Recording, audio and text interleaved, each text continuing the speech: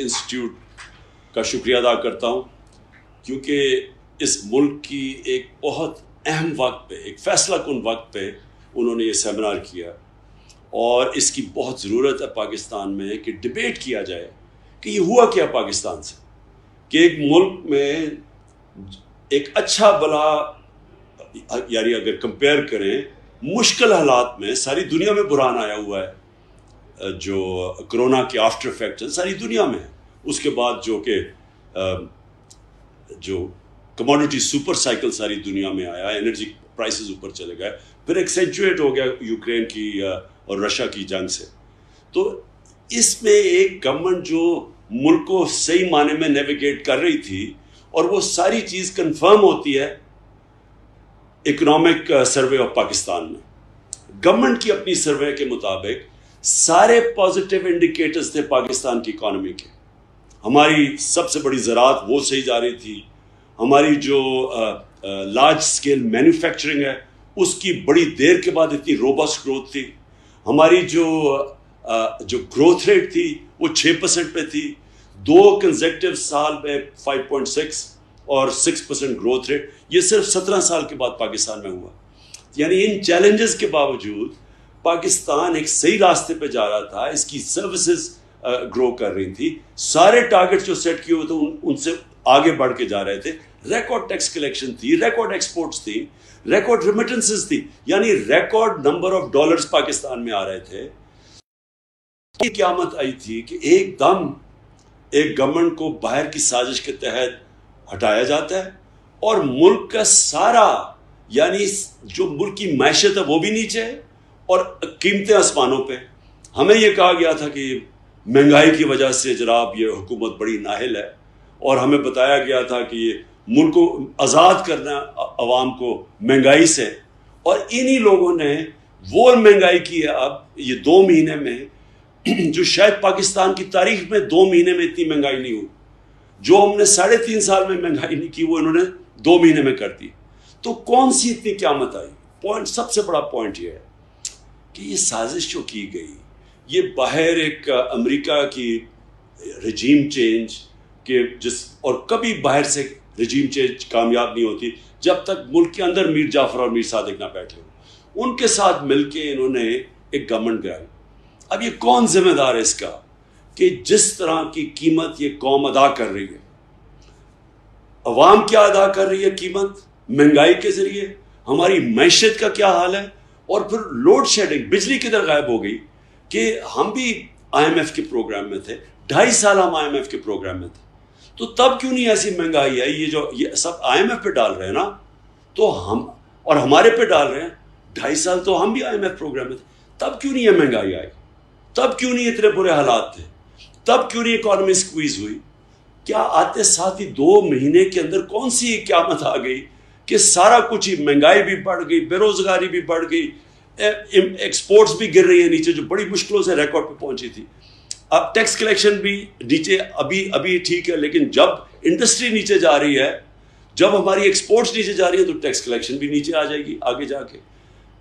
جو سب سے خطرناک چیز ہے ملک کے لیے کہ ہماری جو اکانومی ہے وہ سب کو اب یہ خوف ہے کہ یہ سری لنکا کی طرف جا رہی ہے، اور اگر سری لنکا کی طرف چلی گئی اور معیشت کمزور ہو گئی تو ہمیں سب کو پتہ ہے کہ اس کا اگلا کیا مسئلہ آنا ہے، نیشنل سیکیورٹی کے اوپر۔ ہم نے جو پہلی پاکستان کی نیشنل سیکیورٹی پالیسی بنائی تھی، پہلی دفعہ ہم نے کلیئر کیا تھا کہ ملٹری سیکیورٹی ایک طرف ہے، اکنامک سیکیورٹی اتنی امپورٹنٹ ہے، اور مثال دی تھی سوویت یونین کی کہ سوویت یونین ملٹری انسیکیورٹی کی وجہ سے نہیں گیا، وہ اکنامک انسیکیورٹی جو ایک معاشی مسئلہ ہے وہ ٹوٹا۔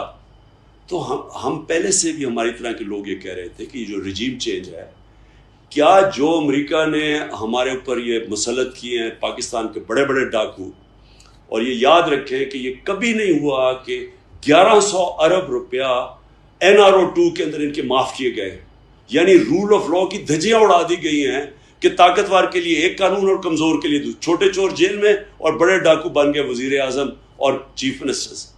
تو یہ جو رجیم چینج ہے یہ امریکہ نے ہمارے بھلے کے لیے نہیں کی، وہ رجیم چینج کرتے ہیں اپنی فورن پالیسی آبجیکٹیوز بیٹ کرنے کے لیے. وہ چاہتے ہیں کہ پاکستان میں بیسز بھی ہو جائیں, ہمیں پھر سے استعمال کریں. وار اور ٹیرر میں جو ہم نے ان کا ساتھ دیا, جو اتنا بڑا نقصان پاکستان نے اٹھایا, وہ کبھی ہمارا شکریہ ادا نہیں کیا, کیونکہ ہم خود ہی ٹیشو پیپر کی طرح اپنے آپ کو استعمال کرنے کے لیے تیار ہوتے ہیں. لیکن اس باری وہ پھر سے چاہ رہے ہیں کہ پاکستان کو یہاں بیسز بھی ہو, یا وہ یہ چاہ رہے ہیں کہ ہم ان کی فورن پالیسی یعنی روس سے, مسئلہ آپ کا روس کے ساتھ ہے لیکن ہم اس کی قیمت ادا کریں کہ نہیں, ہم سستا تیل نہیں بگوا سکتے. ہندوستان کر سکتا ہے, ہم نہیں کر سکتے. غلام وہ اپنے لیے استعمال کرنا چاہتے ہیں. کیا ہمارے ملک کے اندر لوگوں کو خوف نہیں ہے کہ کیا انہوں نے اس ملک میں رہنا ہے؟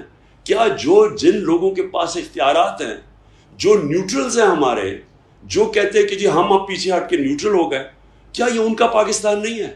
کیا اگر یہ معیشت نیچے جائے گی تو کیا ان کو نقصان نہیں ہوگا؟ جو لوگ جن کا جینا مرنا پاکستان میں ہے,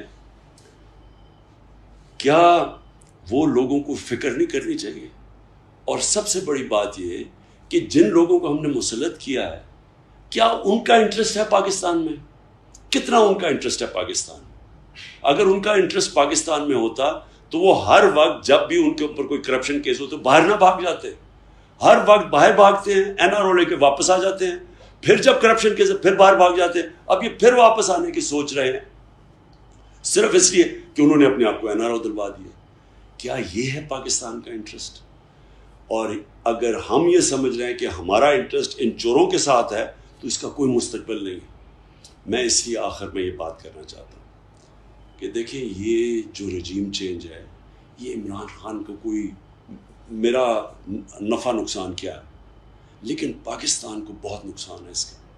اور جو باہر کی جنہوں نے کیا ہے وہ اپنے لیے استعمال کریں گے ہمیں, اور جنہوں نے اندر صرف اور صرف ایک وجہ سے اس سازش کے اندر شرکت کی تھی کہ ان کے کرپشن کیس ختم ہو جائیں, وہ اپنے لیے ہمیں ان کو استعمال کر رہے ہیں. نقصان پاکستان کا, نقصان ہمارے آنے والی نسلوں کا ہے, نقصان آج پاکستان کی ساورنٹی کا ہے. یہ ایک ملک بنا تھا, ایک ہندوستان کے مسلمانوں نے پاکستان کے لیے ووٹ دی تھی, جنہوں نے پاکستان نہیں بھی آنا تھا صرف ایک وجہ سے کہ وہ آزاد ملک دیکھنا چاہتے تھے. لا الہ الا اللہ, کوئی نہیں ہے خدا سوائے اللہ کے, کسی اور کے سامنے ہم نہیں جھکتے, اس نعرے پہ بنا تھا. آج ہمیں غلام بھی بنایا جا رہا ہے, اور آج ان لوگوں کو اوپر بٹھایا جا رہا ہے کہ اگر ان لوگوں 30 سال سے دو خاندان اس ملک کو لوٹ رہے ہیں, آج واپس ان کو بٹھایا جا رہا ہے. یہ ہمارے ملک کے لیے نہیں بٹھایا جا رہا, یہ ان کے لیے بٹھایا جا رہا ہے جن لوگوں کا کوئی وفاداری پاکستان سے نہیں ہے. تو میں اس لیے اپنی ساری قوم کو آج اس سیمینار کے تھرو میسج دینا چاہتا ہوں کہ ہم وہ کبھی اللہ اس قوم کی حالت نہیں بدلتا. اللہ قرآن میں کہتا ہے جب تک وہ قوم خود اپنی حالت بدلنے کی کوشش نہ کرے. ہم نے اگر اسی طرح چلنا ہے اور ہم نے چپ کر کے تماشا دیکھنا ہے کہ یہ چور واپس جاتے ہیں, پھر واپس آ جاتے ہیں NRO لے کے, اور باہر سے ہمیں کنٹرول کیا جاتا ہے, اس لیے پاکستان نہیں بنا تھا. اور اگر یہی ہوگا تو مجھے افسوس سے کہنا پڑتا ہے ہمارے ملک کا کوئی مستقبل نہیں ہے.